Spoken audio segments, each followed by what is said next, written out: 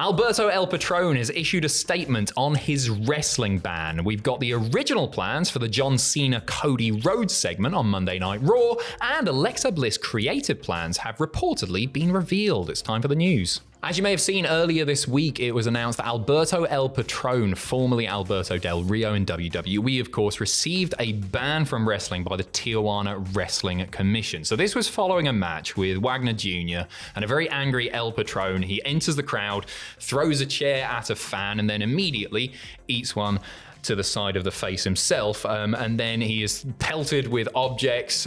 He pushes a fan before finally returning to the ring. El Patron has issued a statement about this ban to Sportskeeda saying, "As it happened when we lose my dear friend Pedro, of course the late Perro Aguayo, who lost his life in that match with Rey Mysterio, the Tijuana Wrestling Commission washed their hands, blaming someone else for what happened to divert the attention.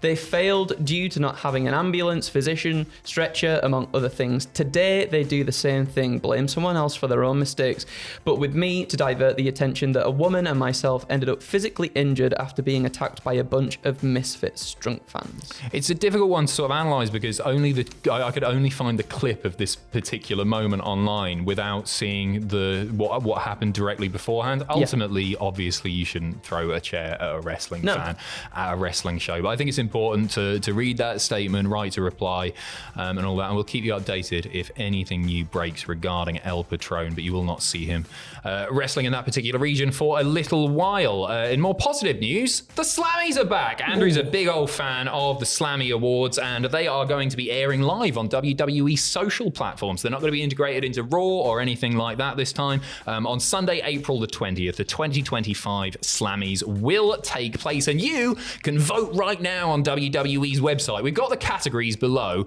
We're not going to go through absolutely everything and go through all the nominees and all that, but we've picked one each for our picks for each particular category from the available ones on WWE.com. So let us know yours in the comments below. Female Superstar of the Year, who you got? I went for Io Sky. I went for Rhea Ripley on that one. Male Superstar of the Year? But a little, I went for CM Punk, like the little bitch I am. I went for Seth Rollins. It's a good shout. I know it's not been the most successful year for Seth Rollins or anything, but he's just been... giving. He has been giving. He's just the typically tremendous workhorse that is Seth Rollins. Most memorable entrance, what you got? I went for Roman at WrestleMania. Very grandiose, very final boss-like, and I liked it a lot. Lame. I went for AJ Styles. Backlash in France. Also insane. Crazy. OMG moment of the year? Recency bias, Cena turning on Cody. That's not recency bias. It was just the best thing. It was bloody good. It was bloody good. Me too. Faction of the year.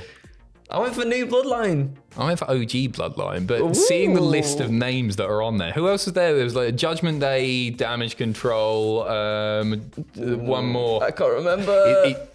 It was a testament to... It was tough. Yeah, there weren't many great ones there. Tag Team of the Year? Awesome Truth, which sounds daft, but the moment at WrestleMania was so nice where they won those championships. I was buzzing for them, and it's nice. I like that entrance as well. It's good. Yeah, it's a fun entrance. I went for the Motor City Machine Guns on that one. Rivalry of the Year, Drew Punk. Well, good. Yeah, for sure. NXT Superstar of the Year, Big Femme over Femi. Over Femi as well. Match of the Year.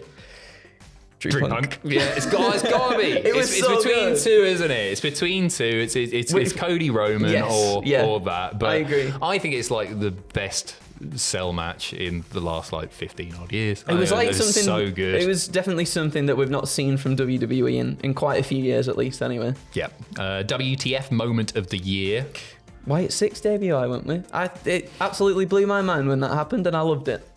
I went for Rabid Noises from Tama Tonga. That's a genuine nominee for this thing. Tama Tonga. The wording is Rabid Noises from Tama Tonga is your WTF moment of the year. Social Star of the Year. There's only two that you can pick from on this one. It's either Chelsea Green or Drew McIntyre. Drew's phenomenal. Yeah, the stuff at WrestleMania where he was tweeting during the match. They're both incredible. Brilliant, but they are. Drew has shone and more this year. And Breakout Superstar of the Year. I went for Jacob Fatu.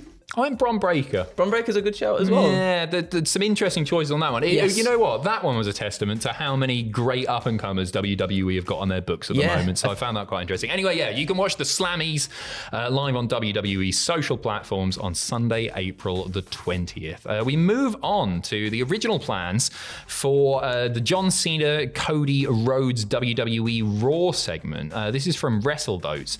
And they say, after speaking to sources regarding this past Monday's Raw, we are told that the beginning of the show went longer than initially planned, as the opening segment between John Cena and Cody Rhodes was slated for just 15 minutes.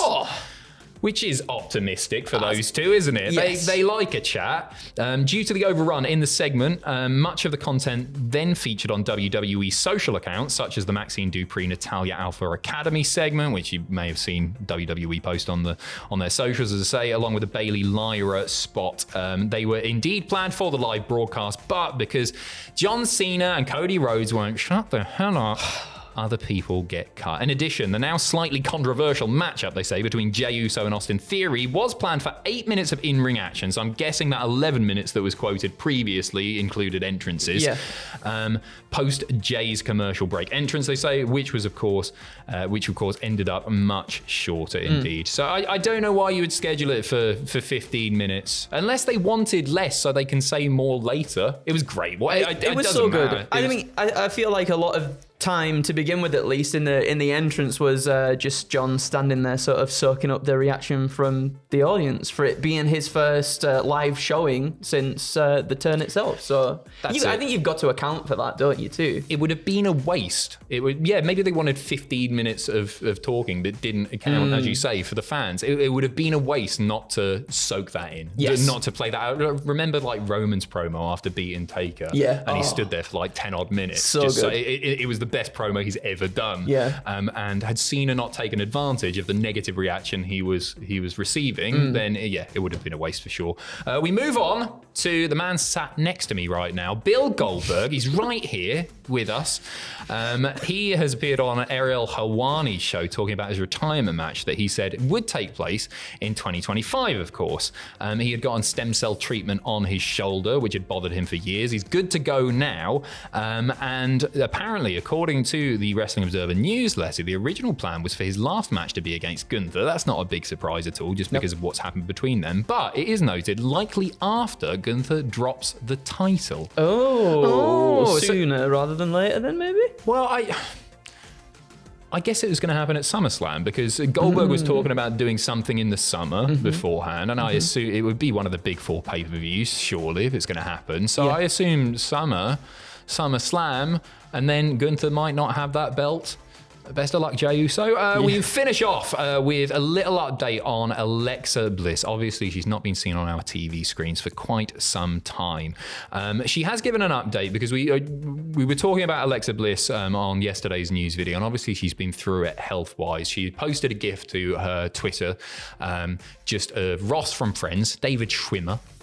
That was good. Yeah, that's his name. That is his name. Good pronunciation. Thank you, Schwimmer. Just with the caption, "I'm okay." I think it was. So a nice little update there. I'm assuming that she's talking about the speculation regarding her health. It's noted in the Observer once again that she is off TV just because the plan is to bring her back and to indeed have her part of the Wyatt 6 return. It's not mentioned when this might take place, but that is indeed the plan. It's not the biggest surprise in the world. There's been teasers on her attire and everything that she does, obviously. And you know what? I don't know how often we're going to see Alexa wrestle. I don't know if she's going to do like a full-time schedule like a lot of other people in WWE do. Maybe she does fewer dates, fewer matches, certainly moving forward. If she's going to do that, you know what? The Wyatt 6 isn't a bad place for her. There is the concern that she would just get sort of lost in all the spooky nonsense and everything. But I feel like she's at the point in her career that she absolutely deserves that, and she'll really enjoy it too. She's spoken about how much she loves doing that stuff. Yeah, she fits into that stuff so well, and she's incredibly creative with like anything that she's given as well. She obviously the sort of segments before were kind of like criticized, and I think rightly so in some aspects, but there's no denying that she was always like 100% in on what she was doing, which always came across as entertaining. So if that's something that she wants to do, and again, we've spoken about this on the news before too, they are quite physical, this new faction as well, this Wyatt Six faction. When they get in the matches, it is very chaotic and really entertaining to watch. And I think Alexa in the middle of that would be really fun to see. Yeah. They are physical matches. You just have to wait a little while to get to the matches. Yeah. Anyway, that's it for today's news. Stay tuned. We've got the podcast coming up at 8 p.m. this evening, UK time, of course. Andrew is going to finish the video with his rabid noises from Tamatonga. Are you ready? Ready.